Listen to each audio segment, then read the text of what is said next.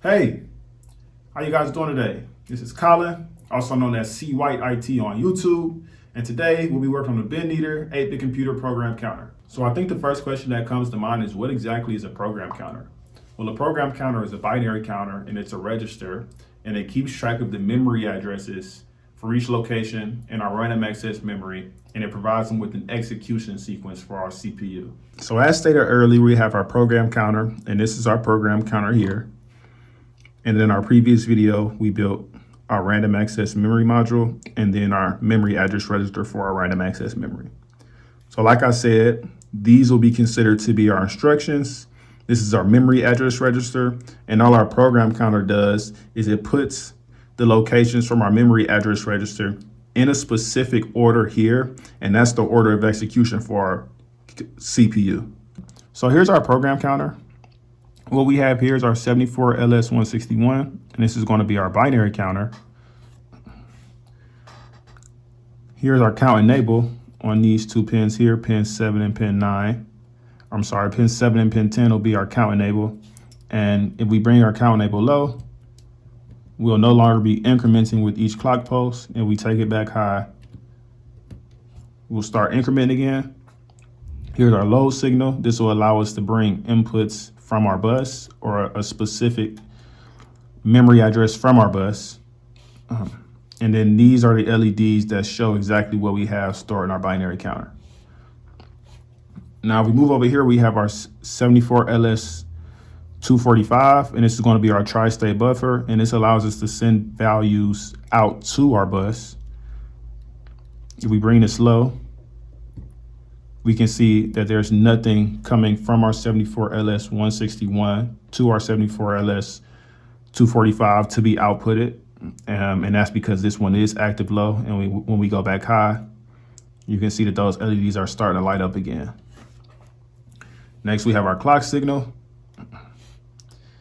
And what you'll begin to realize, and I'm kind of getting ahead of myself, but what you'll begin to realize is that this first LED is turning on and off with each clock pulse. The second LED is turning on and off with every other clock pulse. This third LED is turning on and off with each fourth clock pulse. And then this last LED is turning on and off with each eighth clock pulse. So if you take a look at our screen, our JK flip-flop is the logic behind our binary counter. And the JK flip-flop is similar to an SR flip-flop. It's almost exactly the same, but there is one difference. All right. So here in our JK flip-flop, obviously we have J and K. We don't have S and R or set and reset. And I'll tell you what happens in an SR latch. So on an SR latch, when we have our S and our R high, or when we're setting and resetting both at the same time simultaneously, we'll have an undefined output. So we won't necessarily know what we'll get. It's just dependent on that specific time or place, or whichever chip that you're using. Now the JK flip-flop is a little different, and it's different in the fact that if we have J and K simultaneously high, our outputs will begin to toggle. And what that means is we'll have Q turn on, then not Q turn on, then Q turn on, then not Q turn on. And those outputs will begin to alternate back and forth until our K and our J, in addition to our clock, are no longer on simultaneously. So to begin, I want you guys to assume that we already have our J and our K high. So those will be high the whole time, or at least beginning, we'll have our K and our J high, and then our clock will always be high too. So our clock won't be pulsing in this situation. And we also want to assume, and this is probably the most important part, that our Q is on first. So our Q is outputting a 1 and our not Q is outputting a 0. All right. So like I said, we have K and J high. Our Q is outputting a 1, which means that, so we have a feedback loop here. And what's going to happen is, since the Q is outputting a 1, we'll have a 1 feedback to our AND gate number 1, and we'll get a 1 out of our AND gate. And we know we have a NOR gate here, and a NOR gate is the opposite of OR. So we'll need 2 zeros for our NOR gate to output a 1. But now that we have a 1 coming in here and a 1 coming out, this NOR gate will power off and we'll get a 0. Now that this NOR gate powered off and it's no longer a 1, we'll have a 0 come to our NOR gate number 4, and this will output, our not Q will output a 1. Right? And we'll have a 1 going in here. What'll then happen is we'll get a 1 from our not Q back to our J input. This will bring a 1 out. This will turn our 4, our NOR gate 4 off, and then this will bring a 0 right back to our NOR gate number 3. And it'll just happen over and over and over again. This is now a 1. Now we have a 1 through our AND gate. This powers off, and then this will power on, obviously, once again, because we'll get a 0 coming in here, and that'll just happen over and over and over again. So to consistently toggle Q, not Q, Q, not Q, Q, not Q. Now there could be one issue, and that issue is called JK flip-flop racing. And this example is not perfect, but it'll definitely do.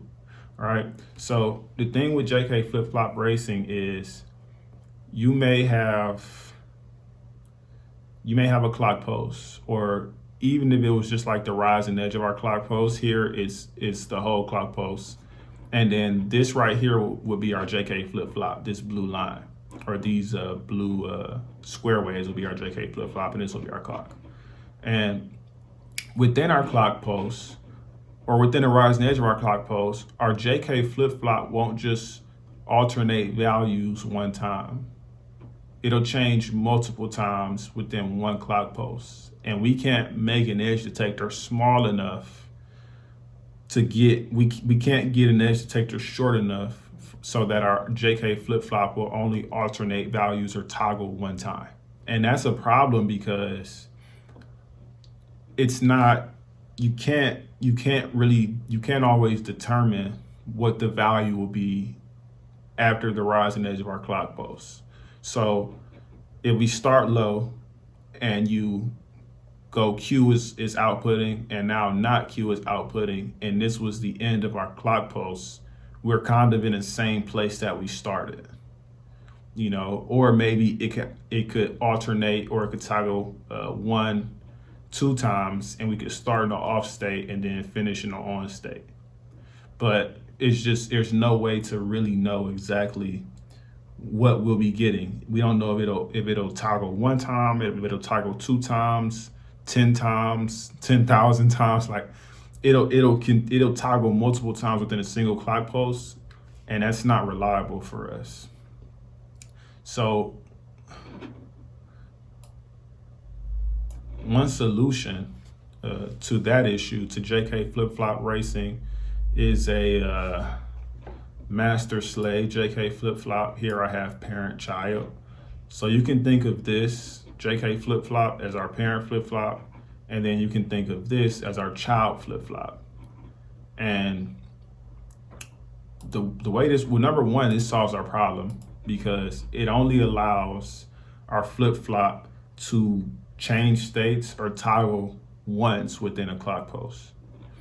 And these two flip-flops independently, they work just as a regular JK flip-flop. And the outputs are obviously, the outputs of our parent flip-flop is connected to the inputs of our child flip-flop. But the main difference is that our clock signal here is goes straight into our parent flip-flop, but our clock signal is inverted going into our child flip-flop. So what that means is only one flip-flop will be active at a time. So when our clock is on, or our clock is high, our parent flip-flop will react to our K and our J inputs. And we'll get a specific Q and a specific not Q at these AND gates. But nothing can pass through these AND gates, or this child flip-flop can't react, because when our clock signal is on here, our clock signal is off here.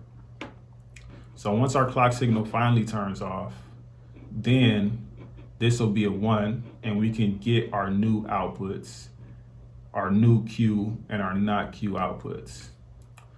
And if we take a look at our regular JK flip-flop here,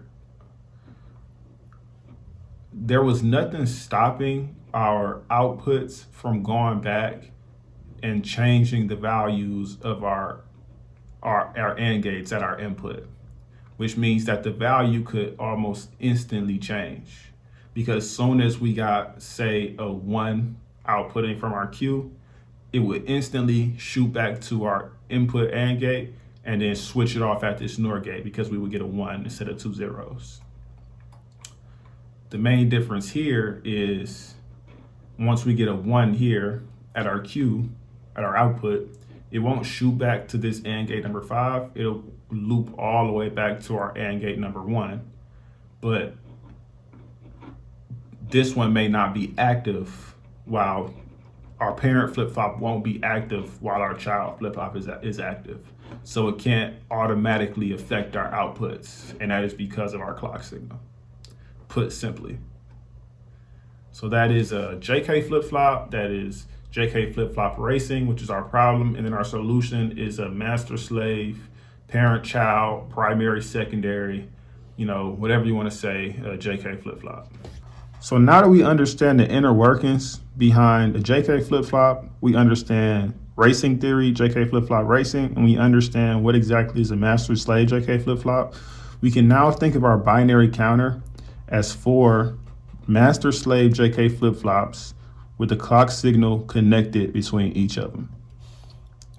So as you can see, our clock signal is connected from our clock module to our program counter. And if we take a close look, our first bit reacts with each clock each clock pulse. So one clock pulse, it'll turn on, and the next clock pulse, it'll turn off. And then if we take a look at this one, we can think of the clock signal from here coming into our second bit, and this will do the same thing. It'll only react with each pulse of this first bit. So at one pulse, it'll turn on, and the next pulse, it'll turn off. And that happens all the way down the line. And this is how our binary counter is created. So that's the end of our bin eater 8-bit computer program counter series. If you liked the video, if you learned something, feel free to like, comment, and subscribe. You guys have a great rest of your day.